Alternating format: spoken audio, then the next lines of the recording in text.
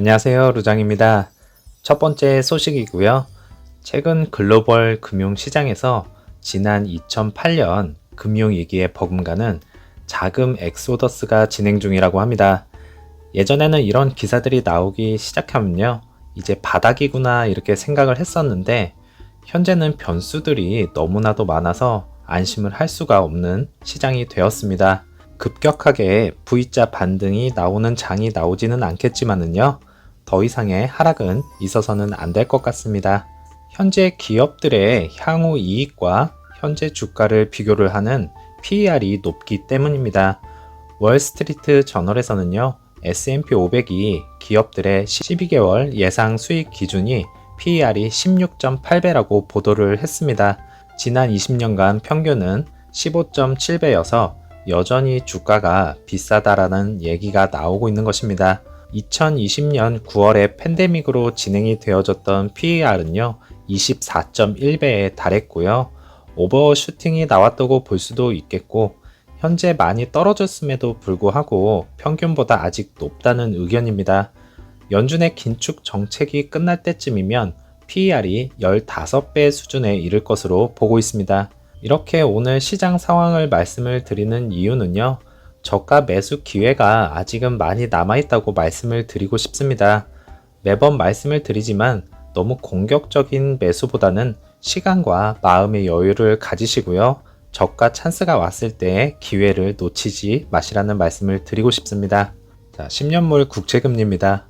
횡보 구간으로 접어들 것 같다라는 말씀을 드렸었는데 횡보를 하는 모습을 보여주고는 있지만요, 언제라도 급등을 할지 모르니까 예의 주시를 해야 할 부분입니다. 마음 같아서는 이렇게 확 떨어졌으면 좋겠네요. 나스닥입니다. 중국의 경제 지표 부진 속에 침체 우려의 혼조세로 마감을 한 모습을 보여줬고요. 심한 변동성을 보여주었고요. 장이 끝나기 1시간 전에 다시 급락을 하는 모습을 보여주었습니다. 이 부분에서는 어느 정도 보합권으로 끝날 줄 알았는데 막판에 밀어버렸습니다. 인플레이션과 경기 둔화에 민감한 반응을 보인 장이라 생각이 됩니다. S&P 500입니다. 역시나 혼조세로 마감을 하는 모습이었고요. 나스닥보다는 크게 밀리지 않는 모습을 보여주었습니다. 이날장 애플은 마이너스 1.07%가 하락을 하면서 그나마 하락폭이 적었던 반면에 테슬라는 마이너스 5.88%의 급락을 보이면서 EV 섹터들의 전반적으로 주춤하는 모습을 보여주었습니다. 오늘장은 대형주들의 힘있는 상승을 기대를 해보겠습니다. 루시드 차트입니다. 어제는 마이너스 3.61%가 하락을 한 17.36으로 마감을 하였고요. 애프터장에서는 보합으로 마감을 하였습니다. 어제장 21선을 강하게 뚫는 것이 아닌가라는 기대감이 있었지만은요, 시장에서의 약세로 뚫지는 못하고 다시금 내려오는 모습을 보여주었습니다. 오더 플로우 보시면 라지 스케일과 미디움, 스몰 캡에서도 셀이 많았다는 것을 볼 수가 있겠고요. 라지 스케일의 매수는 없는 것을 확인을 할 수가 있었습니다. 1분봉 보시면 장 초반 큰 변동성과 함께 18.54까지 상승을 하는 모습이었고요. 최저점은 17.25인 것을 확인을 할 수가 있었습니다. 금요일장에 공매도 수량을 상환을 하면서 크게 상승을 했었지만은 어제 다시금 공매도 수량을 빌리면서 상승을 저지하는 모습을 보여주었습니다. 오늘장 시장에서 상승이 이루어진다면 내일 발표 예정인 사우디와의 공장 계약 체결로 인해서 다시 큰 폭으로 상승이 이루어지지 않을까 생각이 됩니다.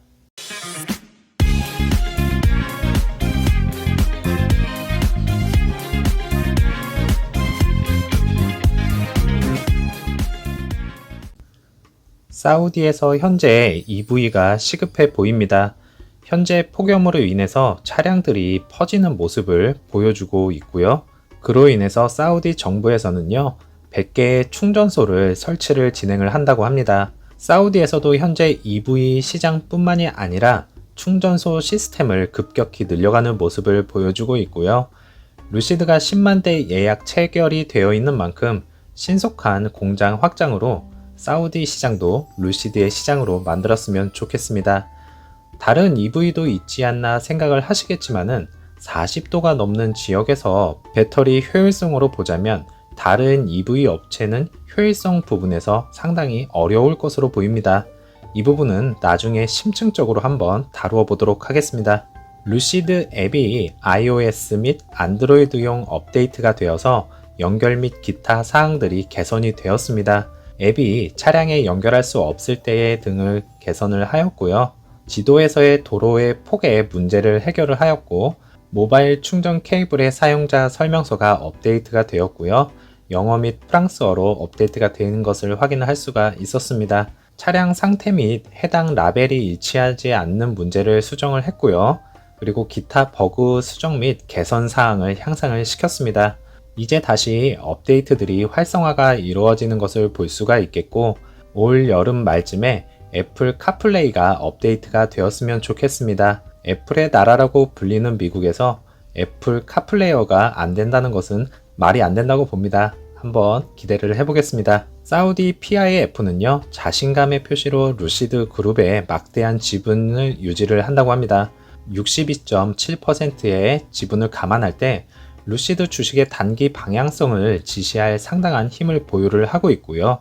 2022년 1분기에 필요한 13F 양식을 제출을 하였고, 총 가치가 25빌리언 달러가 넘는 지분을 유지를 하고 있었습니다. 2021년 12월 31일에도 1.015 빌리언 쉐어를 보고를 했었습니다. 전체적인 기사 내용에서는요, PIF가 락업 때 지분을 일부 청산할 가능성이 높다는 점에 주목을 했지만, 결국엔 이러한 추측은 실현이 되지 않고 빗나갔고요. 13F 공시의 제출로 인해서 루시드 그룹이 황소에게 큰 자신감을 불어넣었다고 말을 했습니다. 락업 시점이 다가왔을 때 생각들 나실 겁니다. 많은 분들이 PIF가 대량 매도를 할 것이다 라고 말씀을 하시면서 불안에 떠는 모습을 보여줬었고요. 사실 PIF 지분율이 많은 건 부담이 되는 건 사실입니다. 하지만 현재 시장에서의 불안감으로 인해서 PIF 지분이 많은 것이 어찌 보면 다행이다 라고 생각이 들기도 하고요.